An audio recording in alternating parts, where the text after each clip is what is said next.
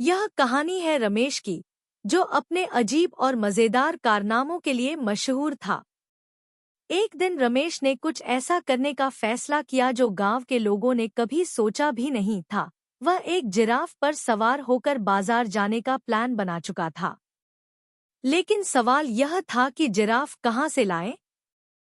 किसी ने सुना था कि सर्कस शहर में आया है और रमेश को वहीं से अपनी सवारी मिल गई। रमेश ने किसी तरह सर्कस से जिराफ उधार लिया और उसे लेकर बाजार की तरफ निकल पड़ा। जिराफ पर चढ़ना तो अपने आप में एक बड़ी चुनौती थी, लेकिन रमेश का साहस देखो। उसने किसी तरह जिराफ की गर्दन पकड़कर उसकी पीठ पर जगह बना ली। और अब रमेश पूरे गांव के बाजार की तरफ जिराफ पर बैठा बैठा आ रहा था। जब वह बाजार में पहुंचा, तो वहां का नजारा देखने लायक था। बाजार में पहले से ही भीड़ थी। लोग सब्जियां खरीद रहे थे, कोई फल ले रहा था, तो कोई चाय की दुकान पर गपशप में लगा था। तभी अचानक लोग ऊपर देखते हुए चौंक गए। अरे यह क्या है? जिराफ! और उस पर रमेश! बाजार में अफरातफरी मच गई। कोई हंस रहा था, तो कोई भाग रहा था। दुकानदार अपनी दुकानों से बाहर निकलकर रमेश और जिराफ को देख रहे थे।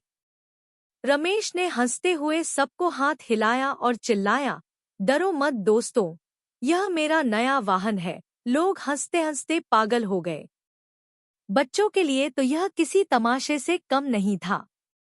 वे दौड़ दौड़ कर जिराफ के पास जाने लगे और उसके लंबे पैर को छूने की कोशिश करने लगे। जिराफ भी पूरी शांति से इस सब को सहन कर रहा था, जैसे उसे भी रमेश की इस शरारत का पूरा आनंद मिल रहा हो। बाजार की सबसे मशहूर चायवाली अम्मा, जिन्हें हर बात पर गुस्सा आ जाता था, वे रमेश को देखकर चिल्लाने लगीं, अरे रमेश! ये बाजार है या कोई जंगल सफारी? जिराफ लेकर यहाँ क्यों आ गया? रमेश ने मुस्कुराते हुए जवाब दिया, अम्मा, आज का दिन खास है। मैंने सोचा कुछ अलग किया जाए, ताकि सबकी बोरियत दूर हो जाए। अम्मा भी अपनी हंसी रोक नहीं पाईं और बोली, अरे, तुमसे तो उम्मीद ही यही थी। बस इस जिराफ को मेरी दुकान से दूर रखना। रमेश ने जिराफ को लेकर बाजार के चक्कर लगाए। लोग हंसी मजाक में रमेश के फोटो खींचने लगे। किसी ने तो सोशल मीडिया पर उसकी तस्वीर डालकर लिखा, रमेश की नई सवारी अब बाजार में खरीदारी जिराफ पर। कुछ ही घंटों में रमेश और उसके जिराफ की कहानी पूरे गांव में फैल गई।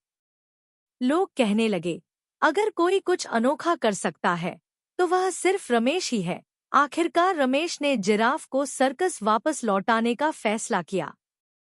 उसने जिराफ से कहा, धन्यवाद मेरे दोस्त, तुमने मुझे और गांव वालों को बहुत हंसाया। जिराफ ने अपनी लंबी गर्दन हिलाई जैसे उसे रमेश की बात समझ में आ गई हो। इस कहानी से हमें यह सीखने को मिलता है कि जिंदगी में मस्ती मजाक और अनोखी हरकतें भी जरूरी हैं। रमेश ने यह साबित कर दिया कि कभी कभी कुछ अलग करने से हमारी रोजमर्रा की बोरियत दूर हो सकती है और हंसी खुशी का माहौल बन सकता है।